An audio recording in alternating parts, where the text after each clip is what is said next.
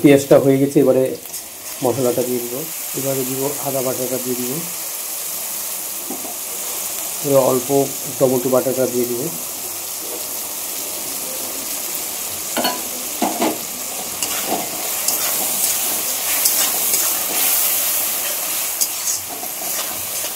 মশলাটা একটু কষিয়ে দেব। মশলাটা একদম সুন্দরভাবে হয়ে গেল। এবারে মাংসটা দিয়ে দিব।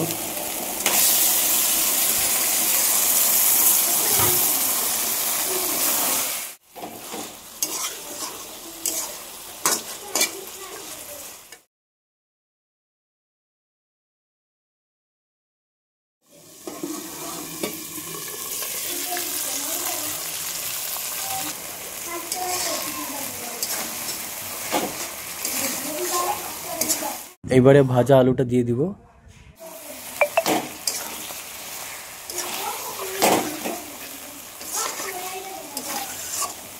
তো মজানো কমপ্লিট। এবারে গরম জল দিয়ে দিব, হালকা গরম জল দিয়ে দিলাম।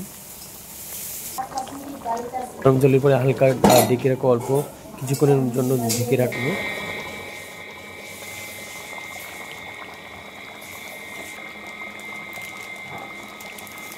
তো রান্না কমপ্লিট হয়ে গেছে। তো এবারে গরম মশলাটা দিয়ে দিব।